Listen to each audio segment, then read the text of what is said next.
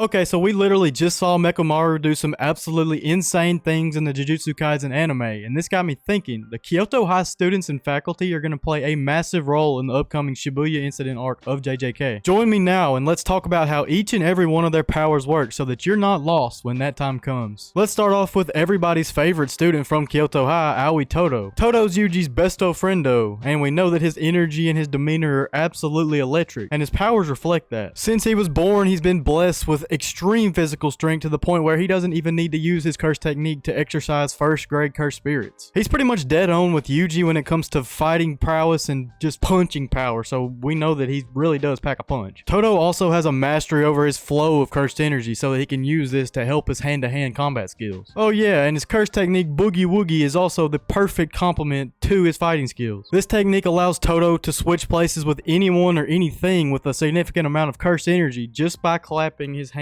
He can also use this technique to switch to other people or things not including himself. For example, if he and Yuji were running together toward an enemy and Toto decided to clap his hands and switch Yuji's position with the enemy's position, he could sneak attack him in the side because the enemy wouldn't even know what happened. There are pretty much an infinite number of ways that he can use this to incorporate in his fighting style, and one of the smartest ways we've seen him use it is to actually clap but not activate the technique so that it's like a feint. This power is absolutely perfect for somebody as smart and creative as Toto. Oh yeah, and I forgot to mention that Toto also learns to use the Black Flash attack that Yuji learns in season 1. This hit is super strong and it allows the user to enter into a kind of flow state where they can use 120% of their cursed energy. Imagine being hit by this dude at 120% of his normal power when you don't even know where he's gonna be because of Boogie Woogie. I mean, dude's crazy. Now we also know that Toto has the ability to use a simple domain. He doesn't actually have his own domain expansion, at least yet. This is basically just a personal barrier to protect him against other people's stronger domain expansions. We can guess that he learned this from his special grade mentor, Yuki Tsukumo. Now next up on the list we have Noritoshi Kamo. So if you remember talking about the most evil sorcerer in history, Noritoshi Kamo, this is not him. For some reason, although the most evil sorcerer in all of history was named Noritoshi Kamo, this guy's parents had the bright idea to name him the exact same thing. Anyway, this Noritoshi is one of the strongest people at Kyoto High as a semi-grade 1 sorcerer. He has a really powerful curse technique, which is an inherited technique from the Kamo clan called blood manipulation. Like the name implies, he can control his own blood and use it as a weapon or to exemplify other weapons. Because it doesn't have to be his actual current blood that resides inside his body, he can actually carry around bags of blood to manipulate so he doesn't drain himself while he's in a fight. He does things like dipping arrows in his blood and using them as a projectile to control where they go, you know, as a projectile. I mean, it's a long-range weapon. He can also use a technique called flowing red scale, which allows him to change the internal components of his blood, like his red blood cell count or his pulse or his body temperature and things like that. By manipulating his internal blood, this kind of changes his physical senses and abilities to a heightened sense. This allows him to increase his speed and stamina in a close range fight while his arrows take care of his long range weapons. He has a myriad of other abilities made possible by manipulating his blood. So to put it simple, manipulated blood equals unlimited move possibilities. I mean, it's unlimited what he can do. Next up we have the man of the hour himself, Kokichi Muta, better known as Mechamaru. As of the time of this recording, it was just revealed that Mechamaru has been working as a mole for Mahito and Geto in exchange for Mahito using his idol transfiguration to fix his body. Now while it's basically inexcusable to ever help out the enemy faction, especially when the enemy faction is Geto and Mahito, I can almost not blame him for what he did. See, when Mechamaru was born, he was born with a heavenly restriction or pact like Toji Fushiguro. His just so happened to be the complete opposite of Toji's though. If you've seen my video about Toji, you know that cursed energy and physical prowess have a perfectly inverse relationship with each other in this world. For example, a sorcerer born with little cursed energy should have great physical prowess and vice versa. Well, while Toji was born with superhuman speed and strength but zero cursed energy, Mechamaru was born with the opposite. He was born with one of the highest cursed energy stores ever, but a terribly weak and fragile body, even missing half an arm. Because Kokichi wanted to have a halfway normal body, he entered into a binding vow to give information to Mahito in exchange for Mahito fixing his body. Now that you know that, what did I mean by cursed energy stores? Well, Kokichi had so much cursed energy that despite controlling the Mechamaru puppets every day, he still had enough to stockpile up for the 17 years of his life to just use whenever he wanted to, like on demand. This is why you see him say he wants to use a year worth of cursed energy in that little blast against Mahito at the end of that last episode we saw. Now, as we know, Kokichi uses his immense cursed energy to control all of his puppets, the greatest of which is Mechamaru. He can control these puppets all over Japan because he has that much cursed cursed energy. He can control multiple Mechamaru at a time, and each is equipped with a plethora of abilities. They each have a sword mode, a shield mode, rocket boosters for speed, a spin attack, and an insanely strong cannon mode. We even see the absolute Mechamaru puppet in that fight against Mahito, and this thing's just absolutely insane. Now, aside from the Mechamaru puppets and everything we've already seen up to this point, Kokichi also has little communication puppets that function kind of like walkie-talkies. Oh, and it can use a simple domain kind of like Toto. You'll get to see a lot of Kokichi soon, so hopefully his powers make a lot more sense to you now. Next up, we have the twin sister of Maki's Zenny, Mai Zenny. If you know anything about Maki, you know that she was born with very little cursed energy, and the same can be said for Mai. She was born with a little bit of cursed energy and a cursed technique, unlike Maki though. Mai's cursed technique is called construction, and it can be used to convert her cursed energy into anything she wants. A creation of her choosing, if you will. Because she has so little cursed energy, her limit is that she can create one bullet a day. She uses a revolver with great accuracy and precision, and she channels her cursed energy into her bullets for a little Glock no Jutsu action. This is about all she can do. She really is only a grade 3 sorcerer after all. Next up is everyone's favorite useless character, Useless Miwa. Like Yuji and Maki, Miwa doesn't have a special cursed technique of her own. She uses a sword imbued with cursed energy as her weapon, and she's been shown to be a very proficient user of the new Shadow style simple domain. Tied to this is her Battle sword drawing style, which allows her to draw that sword extremely fast. We once saw her use it against Maki, and while it was really cool and she was pretty good at it, she was still no match for Maki. Kasumi is extremely average in every way, and she really does live up to her self-imposed nickname of Useless Miwa. Next up is Miwa's partner in uselessness, although she's still more useful than Miwa, Momo Nishimiya. She's not very strong, but her curse technique, tool manipulation, allows her to get on a broom and fly around like a witch. The ability to fly around and fly over a battle or a scene or something like that really does help her to be a good overwatch or scout for her teammates. She can also use this broom as a scythe by sending slices of wind toward her opponents. It's kind of like what Tamari does with her fan in Naruto, but that's pretty much her only attack style. Now to get into the upper levels of Kyoto High School, Utahime is the student supervisor of all the students at Kyoto. Her curse technique Solo Forbidden Area is pretty simple. It amplifies the cursed energy of any targeted sorcerer within its area. Through the use of a special ritual, it can actually boost a targeted sorcerer's cursed energy up to 120%